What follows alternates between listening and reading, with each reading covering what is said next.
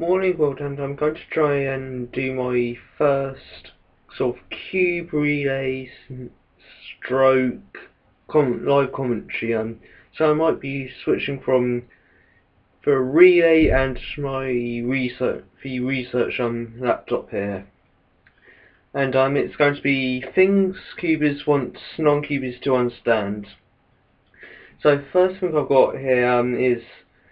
Cubers like cubing. For some, just a hobby, while others it's part of their identity. An international association, regulation, official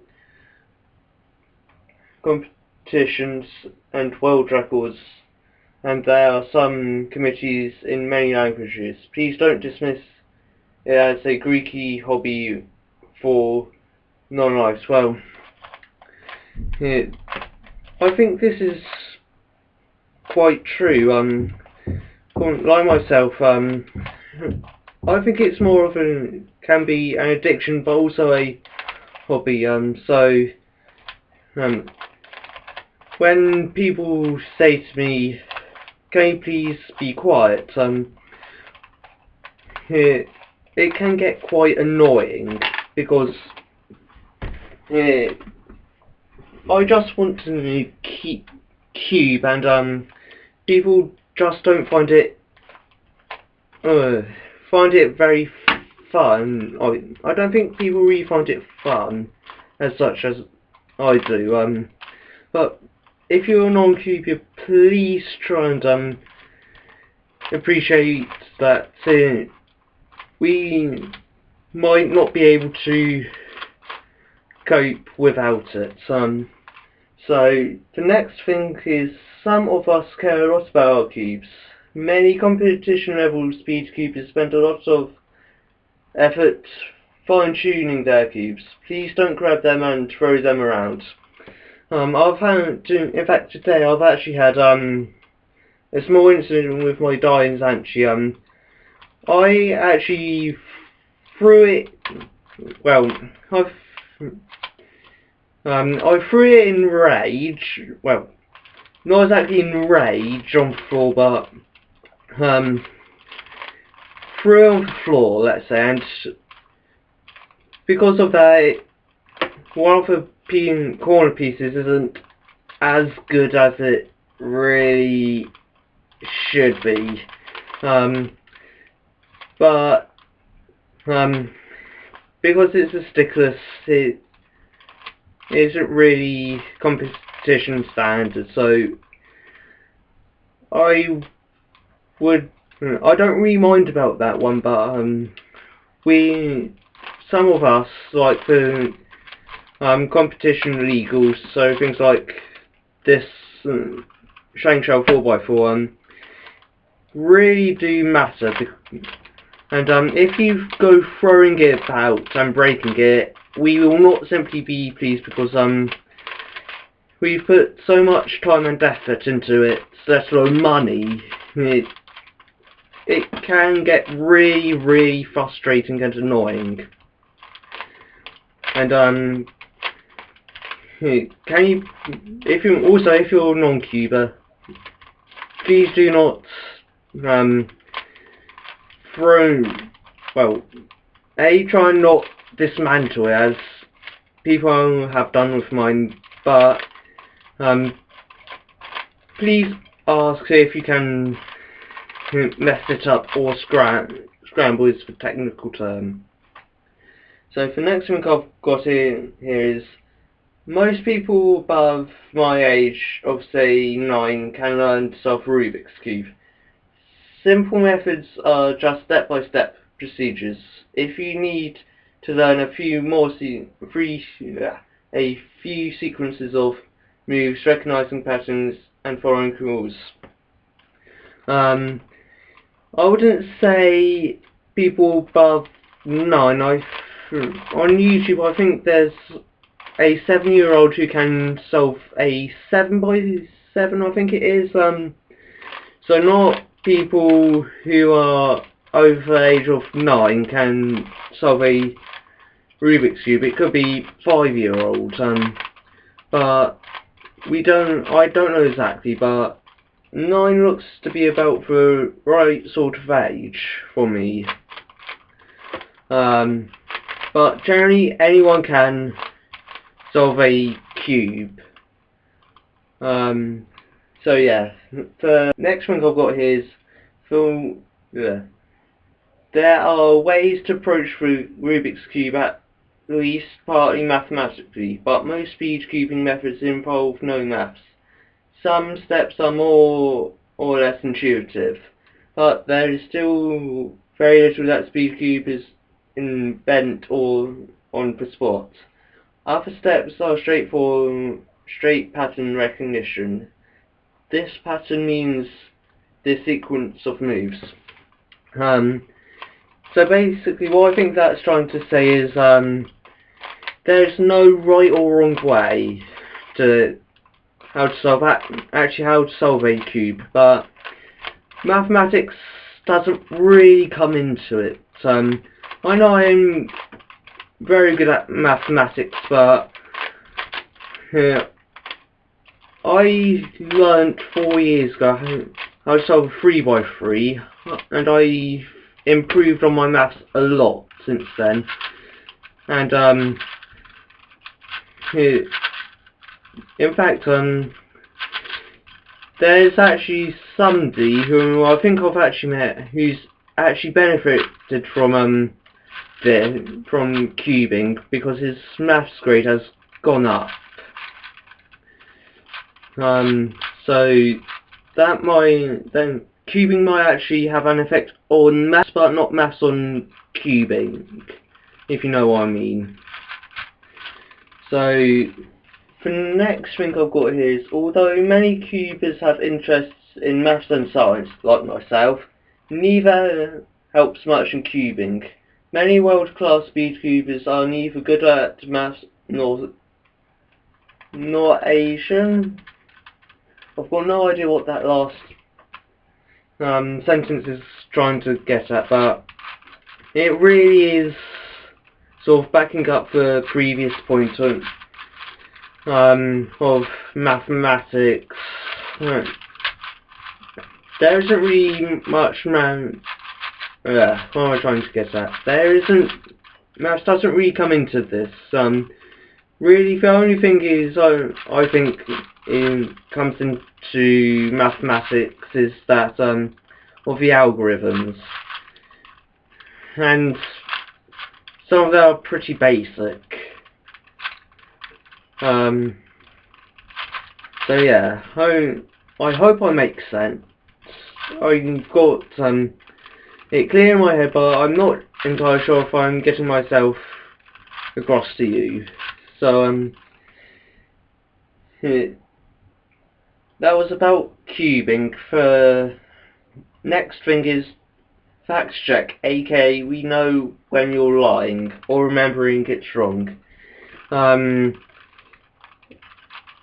First thing is, you didn't actually peel off stickers. It's impractical and ruins the cube. It's not funny as a joke either because we hear it all the time. Yes, it's not good for sticker quality because if you do this repeatedly, time after time after time, the sticker quality does degrade a lot. And if you do it to us, we will notice in the solve that you have taken the stickers off. Going back to, I think about a year now, I was in a maths lesson with my 4x4 out, gave it to a friend, and I noticed that he swapped the stickers around because I could tell that 2 orange stickers were next to each other. I didn't say to him, look, I can tell you've swapped the stickers around, but I could tell you it because you cannot actually get 2 orange stickers next to each other on the same corner. So overall it's not particularly that good for cube, and we can tell very quickly that you've changed the stickers around. So the next thing is, no one can solve a Rubik's Cube regularly in 5 seconds. The world record, the record average is about 8 seconds. If your friend or some guy on TV YouTube solved the cube in 5 seconds, he's either cheating, you're exaggerating, or we know him well and it was an easy or lucky solve. Yes, but also no at the same time, because the world records get put up, and that all shows that the world record is possible in sub 6 seconds. I think, yes, it is sub 6 seconds.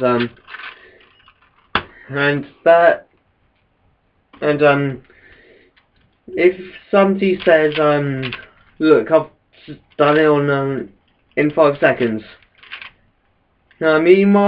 He or she might have been having a very, very lucky solve. Like myself, I've had really ridiculous hand solves and solved it in sub 2 seconds. I know, I've got my reason why, which is muscle memory, which can be saved for a later day.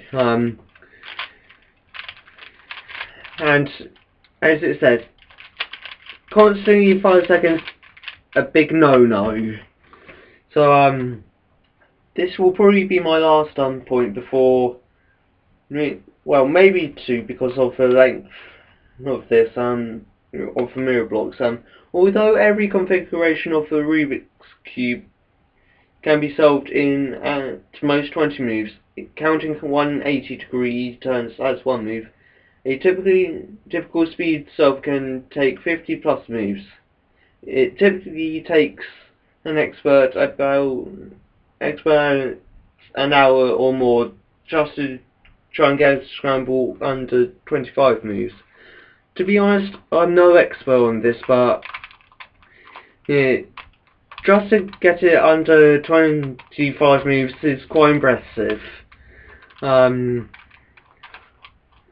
I have never personally seen somebody try and do it, and I will probably not do it. So I've got really no experience in that field. So the next one is the chance of solving a well-scrambled cube by accident is considerably lower than winning a $1 billion lottery. You never solved it by total chance after playing around for 3 days.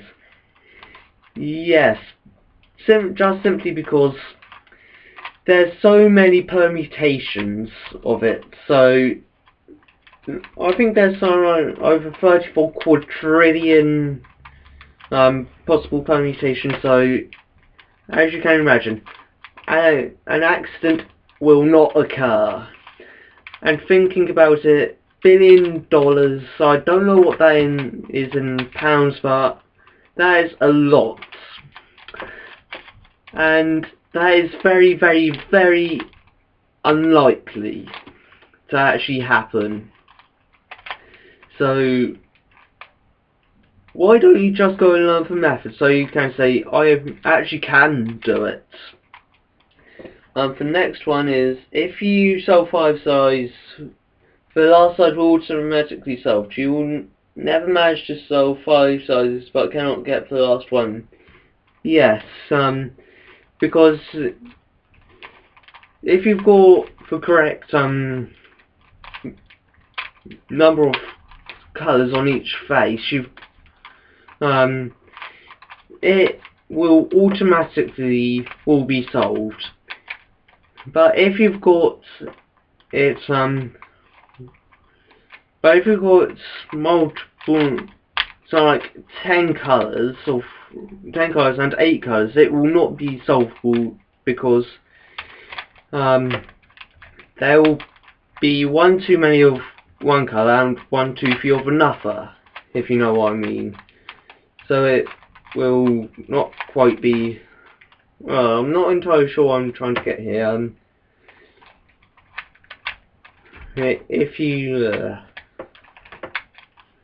so generally it will not be solvable if you've got an irregular amount of colours, if you know what I mean. Anyway, next point is a cube consists of 54 independent stickers. I think I've sort of touched on this earlier, but I'll go over it again if I have. There will not be the same coloured colours on same QB. It sort of create. I'm sort of trying to get quite hard to explain.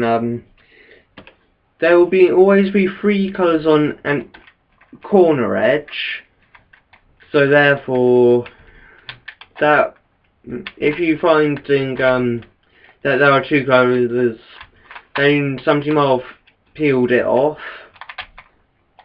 If you've got 3 colours on an edge, it might be because somebody sticker mod in made a sticker mod, something like that. So, but generally a Rubik's Cube will not have 2 or more stickers on a center, 3 or more colours on a edge, or 4 or more 2 or 1 colours on a corner. If you've got the same colour on an edge or on a corner, you know somebody's already peeled and messed around with stickers. So that's what I think I can interpret from that statement. Watching Cube is solve. In fact, I won't go into that now because I'm on the top layer for this. So have a good day, and I will see you in my next video.